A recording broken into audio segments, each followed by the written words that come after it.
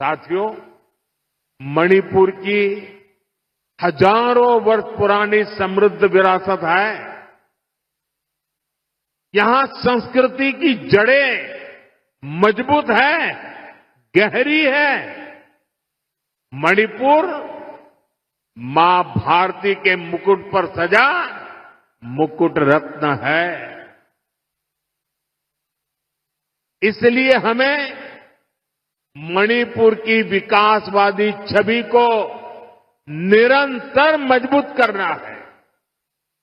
मणिपुर में किसी भी तरह की हिंसा दुर्भाग्यपूर्ण है। ये हिंसा हमारे पूर्वजों और हमारी भावी पीढ़ी के साथ भी बहुत बड़ा अन्याय है। साथियों, आजादी के बाद देश के पश्चिमी और दक्षिणी हिस्से के बड़े शहरों में विकास हुआ, वहां सपने पले, नौजवानों को नए मौके मिले। अब 21वीं सदी का ये समय ईस्ट का है, नॉर्थ ईस्ट का है। इसलिए मणिपुर के विकास को भारत सरकार ने निरंतर प्राथमिकता दी है। इसी का परिणाम है कि मणिपुर की विकास दर लगातार बढ़ रही है। 2014 से पहले मणिपुर की विकास दर 1% से भी कम थी, 1% भी नहीं थी। अब मणिपुर पहले से कई गुना तेजी से आगे बढ़ रहा है।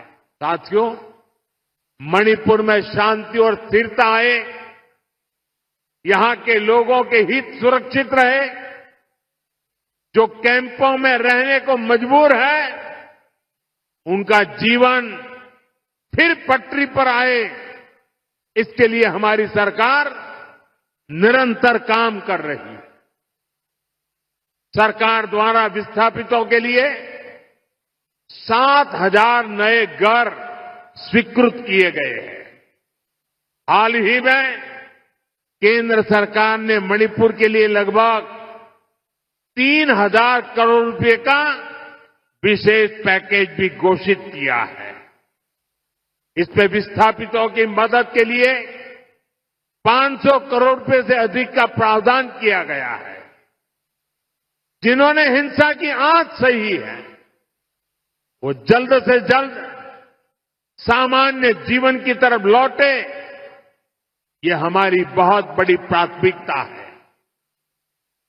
मणिपुर पुलिस के लिए बना नया हेडक्वार्टर भी इसमें आपकी बहुत मदद करेगा। साथियों, मणिपुर देश का वो राज्य है जहां माताएं बहनें इकोनॉमी के फोरफ्रंट में है। ईमा कैथल की परंपरा इसका बहुत बड़ा प्रमाण है। मैं नारी शक्ति को भारत के विकास की, आत्मनिर्भर भारत की भी धुरी मानता हूं। इसकी प्रेरणा हम यहां मणिपुर में देख रहे हैं।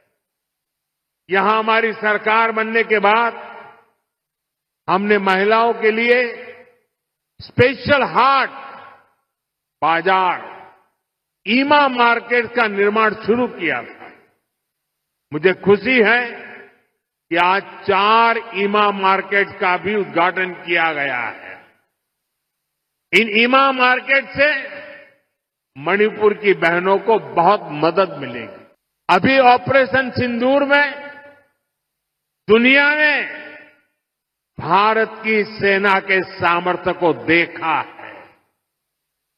हमारे सैनिकों ने ऐसा कहर बरपाया कि पाकिस्तान की सेना त्राही त्राही करने लगी।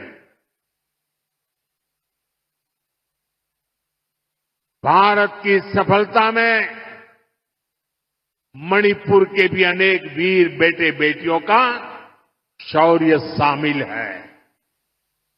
ऐसे ही हमारे एक जांबाज शहीद दीपक किंगखम के शौर्य को मैं आज नमन करता हूं। ऑपरेशन सिंदूर के दौरान उनका बलिदान देश हमेशा याद रखेगा।